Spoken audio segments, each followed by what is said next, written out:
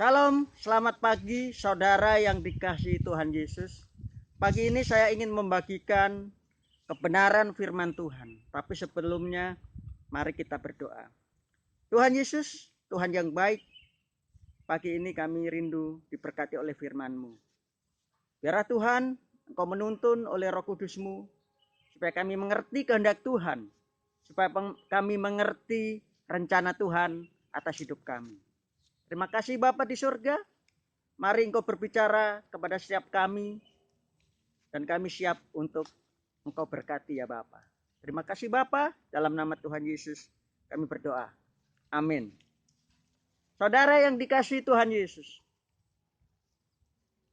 Saya mau men-sharekan 3 tanda apakah kita hidup di dalam rencana Tuhan. Tanda yang pertama adalah ketika kita hidup mentaati firman Tuhan, itu artinya kita ada di dalam rencana Tuhan. Saya ingin bacakan dari Mazmur 139 ayat 23 dan 24. Berkata seperti ini, "Selidikilah aku ya Allah, dan kenalah hatiku. Ujilah aku dan kenalah pikiran-pikiranku. Lihatlah apakah jalanku serong, dan tuntunlah aku di jalan yang kekal." Saudara yang dikasihi oleh Tuhan Yesus, ketika kita hidup di dalam firman Tuhan, disitulah kita ada di dalam rencana Tuhan. Hal yang kedua adalah ketika kita berbuah secara rohani, itulah tanda bahwa kita hidup di dalam rencana Tuhan. Di dalam Yohanes 15 ayat 4 dan ayat ke-5 berkata seperti ini, "Tinggallah di dalam aku dan aku di dalam kamu. Sama seperti ranting tidak dapat berbuah dari dirinya sendiri kalau ia tidak tinggal pada pokok anggur. Demikian juga kamu tidak berbuah jika kamu tidak tinggal di dalam aku."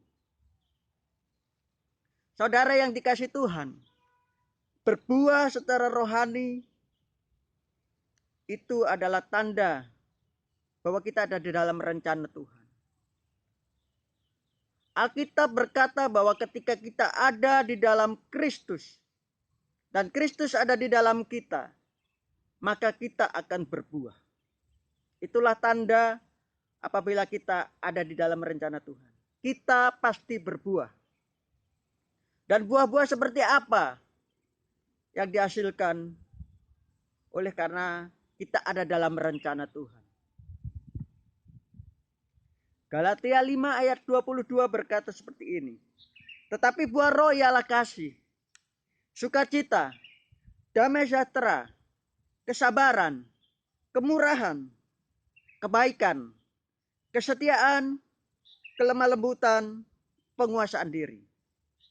Itulah buah-buah roh ketika kita ada dalam rencana Tuhan, ketika kita melakukan firman Tuhan. Itulah tanda kedua, yaitu ketika kita berbuah, kita memiliki buah-buah roh. Itu artinya engkau di dalam rencana Tuhan. Engkau ada di track yang benar. Engkau sudah ada di dalam rencana Tuhan yang benar. Dan hal yang ketiga adalah ketika kita dilindungi dan dipelihara oleh Tuhan. Saya ingin membacakan dari Mazmur 91.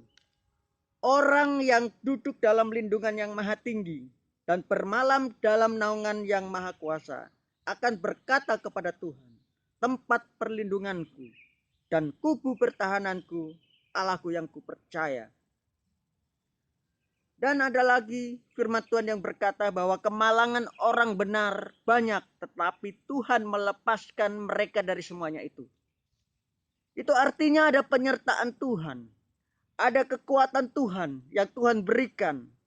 Sekalipun ada masalah, sekalipun ada tantangan. Tetapi Tuhan memberikan jalan keluar. Tuhan memberikan solusi atas setiap masalah yang sedang kita hadapi.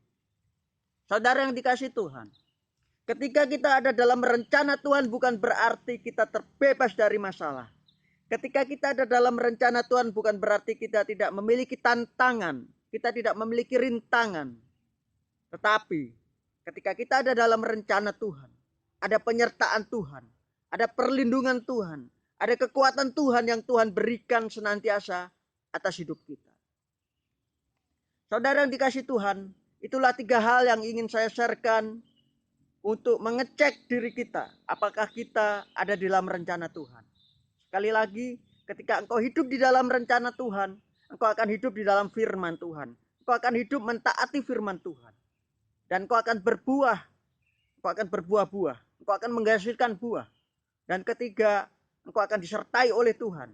Di dalam hidupmu ada penyertaan Tuhan. Ada kekuatan Tuhan yang mengalir terus-menerus. Lepas dari hidupmu yang sedang mengalami masalah saat ini. Tetapi ada jalan keluar yang Tuhan berikan. Ada pertolongan Tuhan. Ada damai sejahtera Tuhan yang Tuhan berikan. Saudara yang dikasih Tuhan, demikianlah 3 hal. Biarlah kita menjadi tetap kuat di dalam Kristus. Kita tetap mengandalkan Tuhan. Kita tetap memiliki keyakinan akan penyertaan Bapa kita yang di surga. Mari kita berdoa. Saya berharap bahwa apa yang saya bagikan pagi ini itu boleh menguatkan kita semua.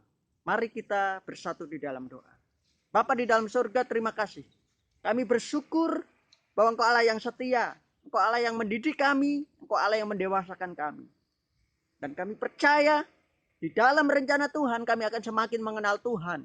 Kami akan semakin mengenal pribadi Tuhan di dalam hidup kami. Terima kasih Bapa di surga atas segala kebaikan-Mu, atas segala penyertaan-Mu, atas pertolongan Roh Kudus-Mu setiap hari di dalam hidup kami.